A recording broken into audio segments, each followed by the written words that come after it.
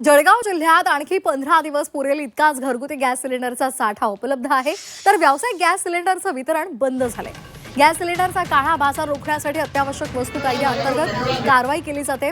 तसंच खबरदारीसाठी जिल्हाभरात गॅस सिलेंडरची गोदामं एजन्सीच्या तपासणीसाठी पथकं पाठवण्याच्या सूचना सुद्धा प्रशासनानं दिल्यात। व्यावसायिक गॅस सिलेंडर संदर्भात सरकारकडून पुढच्या सूचना आल्यानंतरच वितरणासंदर्भात योग्य ती कार्यवाही केली जाणार आहे।